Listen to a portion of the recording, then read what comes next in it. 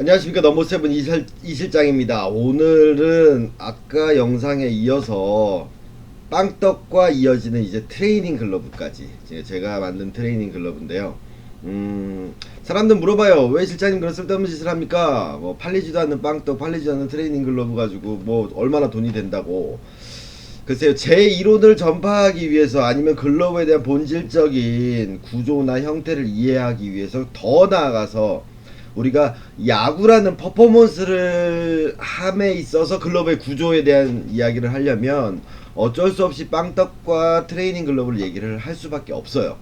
그 야구란 퍼포먼스가 빵떡이나 트레이닝에 접목되었을 때 뭔가 잘 안된다라고 하면 그건 글러브에 이제 오류가 발생한 것이겠죠. 그래서 지금 이제는 아까 편 제가 얘기했던 플랫 글러브, 즉 빵떡과 자 트레이닝 글러브 이렇게 된 구조입니다 라고 여기 관절 만들어서 이렇게 했습니다 라고 드린 얘기를 좀 더 구체적으로 제가 말씀드릴 겁니다. 자, 트레이닝 글러브를 쓰는 이유는 뭐냐면 우리가 빵떡 가지고 막 두 손으로 막 받는다고 막 이러고 있어요. 그래놓고선 글러브를 끼면 이러고 있다라는 거죠. 사람들이 다 지금 뭐죠, 손이 막 이렇게 돼가지고 오므리고 있다라는 거죠. 우리가 맨손 공부하면 편하게 받는 게 이거고, 캐치볼 하면 이거면 땅볼도 똑같이 이렇게 되어야 되는데, 글러브를 착수하는 순간 사람들은 어떻게 쓰냐, 바로 글러브를 딱 끼고 이러고 있는 거죠. 그럼 웹이 아래로 하고 검지는 어떻게 되죠? 땅을 향하게, 그리고 엄지새끼로 오므린다라는 거죠. 지금부터 할 얘기가 어찌 보면 되게 무서운 얘기가 될 수도 있어요. 여태까지 전문가라고 글러브에 관련돼서 자기들이 막 길들인 영상 올리고 가공에 대해서 얘기하고 했던 분들, 뭐 아마추어 분들은 상관없고요. 프로라고 하는 사람들이, 이제 글러브 길들이기 전문가라고 하는 사람들이, 아니면 그런 분들이 올렸던 영상에 되게 반하는 영상일 수가 있고, 거기서 놓쳤던 부분들을 제가 집어드릴 거예요. 제가 가공해드렸던 글러브에는 모든 이 인체의 신비에 나왔던 그 내용들이 다 녹아 들어가 있는데, 이거를 제대로 못 쓰시거나 아니면 이런 거 전문가만 쓸 수 있다, 뭐 우리 같은 아마추어는 못 쓰는 글러브야 라고 생각하시는 분들은 생각을 좀 바꾸셨으면 좋겠어요. 글러브가 왜 이렇게 만들어졌는지에 대한 얘기예요. 이 이야기는 제가 예전에 제 공방에 키시모토상이 방문하셨을 때도 같이 논의했던 얘기고요. 서로가 일치했던 얘기고요. 자, 맨손 공자입니다. 인체 신비에 나왔어요. 모르시면 카페에 올려진 인체 신비라는 영상을 꼭 보세요. 다섯 손가락에 관절을 사용한다. 맞죠? 그럼 바닥이 울지가 않죠? 여기가 아니라 바로 관절을 쓴다고 제가 말씀드렸어요. 그러면 손을 넣었어요. 트레이닝 글러브예요. 어떻게 됐죠? 이렇게 돼 있어요.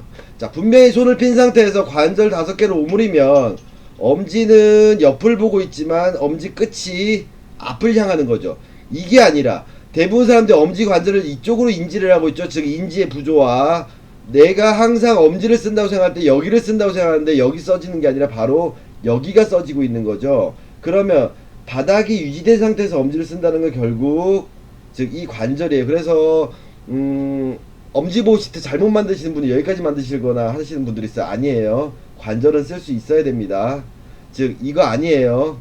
이거예요. 그러면 그 모양 그대로 트레이닝 글러브를 껴볼게요. 어때요? 똑같죠? 어이 무슨 소리야? 엄지가 일로 가는데 이 글러브 안에 엄지손가락 모양은 똑같이 하고 있는 거예요. 근데 글러브가 어떻게 됐어요? 옆을 향하고 있죠. 자, 그러면 제 인체에서 신비에서 말씀드린 게 윗벽 아랫벽을 말씀드렸어요. 실제로 글러브를 꼈을 때 아랫벽은 어디냐면 바로 이 도톰한 이 살 부분이에요. 제가 벽을 이렇게 만듭니다, 박스로도 디귿 짜고 이렇게 만듭니다 했지만 그게 아랫벽이 이게 아니라 사실은 여기 즉 뭐죠? 우리가 맨손으로 공 잡을 때 보시면 바로 어디에요? 여기. 자, 여기가 벽이에요. 그리고 윗벽. 이해가시죠? 그럼 글러브를 꼈을 때 볼집이라고 말하는 것, 즉 소위 말하는 포구면, 인터넷에서 알려진 여기가 아니라 바로 내 검지중지 사이, 그렇죠? 이 사이라면 그 지점이 어디냐? 바로 그 검지중지 사이에다가 새끼손가락을 넣어보면 바로 트레이닝이라고 써있는 부분에서 I 부분이 볼집이 되는 거죠. 자, 그러면 자, 아랫벽은 받치고 있고 윗벽이 들어갑니다. 똑같이 아랫벽은 받치고 있고 윗벽이 들어갑니다. 잡히네요. 공 빼볼게요. 안 빠져요. 그러면 아랫벽 윗벽 똑같이 가면 잡히네요. 그럼 여기도 아랫벽 윗벽 잡히네요. 자, 제가 가위 같은 걸로 자르려고 했는데 이게 너무 두꺼워서 안 잘려요. 심도 너무 단단하게 들어가 있고, 제가 엄지를 그러면 제거를 해볼게요. 엄지가 지금 없죠. 내 손은 똑같이 하고 있는데 엄지가 없어요. 공이 잡힐까요? 네, 잡힙니다. 잡히고요, 잡히고요, 잡히고요. 그렇죠? 엄지가 무슨 역할을 할까요? 할 때가 언제일까요? 바로 엄지가 역할을 하는 건 바로 내가 정확하게 잡지 못하는 상황이 왔을 때, 아니면 백핸드가 왔을 때, 그때는 어떻게 될까요? 웹에 걸리면서 아랫벽, 윗벽. 제가 젓가락질 말씀드렸죠. 우리 젓가락질도 항상 아래 젓가락이 있으면 윗 젓가락이 움직이듯이 똑같이 아랫벽, 윗벽이죠. 아랫벽, 윗벽. 즉 글러브 각도는 이렇게 돼 있지만, 손도 여기 있지만, 실제로 공을 잡는 메커니즘은 이게 아니라 이 모양, 즉 이 모양 그대로 글러브가 구현이 되는 거죠. 이해가시나요? 그래서 요 방향에 있어도 아랫벽이 있으면 윗벽이 들어가는 거겠죠. 자, 그러면 엄지의 역할은 결국 서브의 역할인 거죠. 그러면 볼집이 왜 중요하냐, 포구면이 왜 중요하냐라고 했을 때 보면, 엄지를 없다고 생각했을 때 결국 이 아랫벽의 길이, 요 길이가 결국에 포켓이 깊은 가다냐 얕은 가다냐를 결정하는 한 요소라는 거죠. 그럼 어때요? 잡혔죠. 이 아랫벽 때문에. 이해 가시나요? 뭐 어떤 사람들은 막 선수를 막 이렇게 하고 휘어진 대로 쓰고 하는데 라고 했을 때, 그 선수들의 글러브 손을 넣어보면 항상 벽이 존재하고요, 그 벽 안에서 공이 멈춰지는 게 만들어진 상태에서 이 모양이 어떻게 되냐의 차이인 거죠. 그랬을 때 그 모양이 만들어졌을 때도, 여기가 휘고 여기가 휘었을 때도 이렇게 물어줄 수 있는 글러브냐 아니냐가 중요한데, 대부분은 어떻게 생각하냐면 검지는 피고 여기는 말죠. 다. 그렇죠? 모아. 막 이렇게 해요. 그럼 어떻게 돼요? 검지손가락은 일자로 펴져 있는데 여기가 이렇게 말려 있는 거죠. 그러면 공이 물릴 수가 없죠. 그러니까 어떻게 오므려 이렇게 담고 있는 거예요. 그러면 공은 어떻게 돌아요. 또 한 가지가 뭐냐, 그렇게 오므리게 되면 아랫벽이 분명히 존재하는 상태에서 엄지를 누르게 되면 이렇게 빠져버려요. 아랫벽이 존재하는데 엄지를 누르면 빠져요. 이해 가시나요? 사람 손을 한번 갖고 해보세요. 엄지를 누르고 있으면요, 여기를 쓸 수가 없어요. 이게 들어가면 나머지도 쓸 수 있어요. 즉 이렇게 써야 되는데, 이게 들어가는 순간 얘를 쓰질 못하게 만드는 거죠. 본인들이 이렇게 만드는 거예요. 앞으로 나라냐고 했는데 안 보여. 그러니까 제껴. 공은 율로 집어넣어야 돼. 그럼 이렇게 되는 거죠. 실장님이 얘기를 하면 이 부분보다 여기가 더 깊은데, 그럼 여기가 더 안정적이지 않나요? 맞아요. 여기가 더 안정적이에요. 하지만 이쪽으로만 잡는다면, 특히나 웹이 있는데 이쪽 위주로 잡으려면 제낄 수밖에 없고요. 즉 내 손이 없는 지점에 공이 가 있다라면 이 스핀을 멈춰주기 위해서 강하게 누르게 됩니다. 그러니까 어떻게 나중에 이 부분이 사라지는 거죠. 그래서 제가 RC 신잡에 올렸던 코어, 글러브에서 제일 중요한 건 어디다? 이 검지중지, 이 코어라고 말씀을 드리는 게, 제가 분명히 이렇게 잡고 코어 부분을 누를 거예요. 그러면 당연히 여기도 잡히고요, 옆으로 가도 잡히고요, 이쪽으로 가도 코어를 누르면 잡힌다라는 거죠. 즉 우리가 맨손으로 잡아도 이렇게 잡듯이 똑같이 새끼 아래쪽을 잡으려도 검지중지주로 잡으면 잡히는데, 대부분 뭐하고 있냐? 오므리는 거예요. 그래서 놓치는 거예요. 즉 인지의 부조화, 즉 뭐죠? 바닥을 접고 있으니까 하는 거예요. 바닥을 접지 않고 관절만 쓰면 우리가 여기도 잡히고 여기도 잡히고 여기도 잡히고 다 잡히는 모양들이 나올 수 있다라는 거죠. 그러면 이걸 글러브에다 한번 접목시켜 보겠습니다.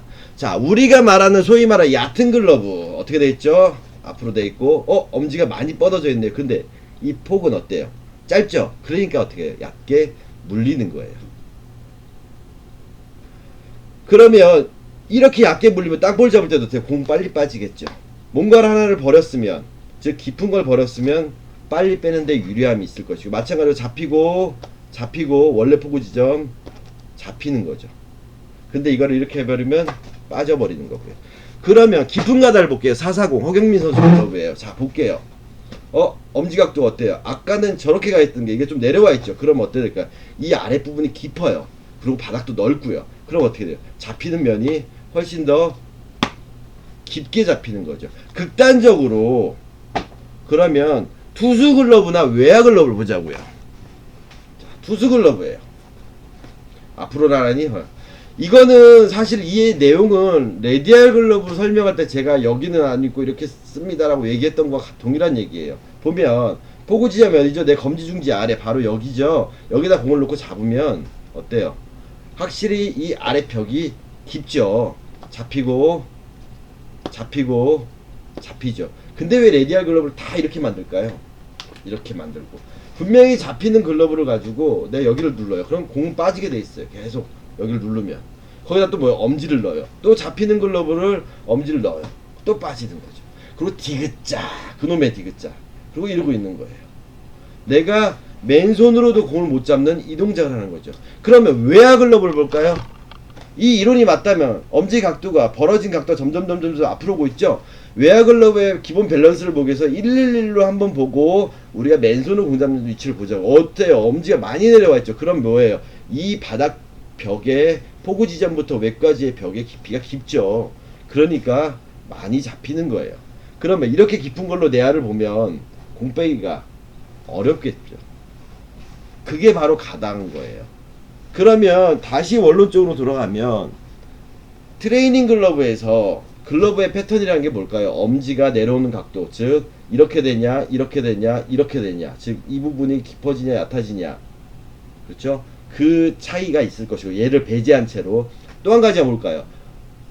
이쪽으로 늘어난 글러브가 될 수도 있고 이쪽으로 늘어난 글러브가 될 수 있고, 아니 같이 늘어났는데 밸런스가 틀릴 수가 있고, 그게 바닥면의 패턴일 거고요. 길이가 여기 10.5인치인데 11 반, 12, 13 무슨 상관이 있냐고요. 그러면 이 글러브를 엄지도 잘라보고요, 손가락도 잘라볼게요. 없어요.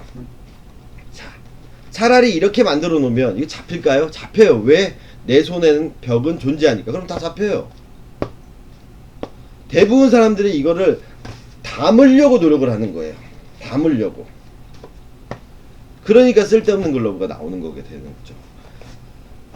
더 이 부분을 접목시켜서 이제 앞으로 글러브 패턴을 얘기를 할 텐데, 그러면 제가 한때 레디알만큼의 사람들이 관심 있었던 와이드 힌지에 대한 얘기를 이걸 접목해서 설명을 드릴 건데, 이건 다음 편에서 제가 사람들이 제일 많이 쓰는 이 소위 말하는 TT2, 이것들도 정말 길 잘못 들린 것들이 많아요.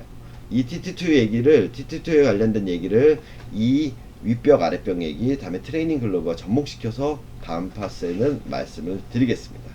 감사합니다.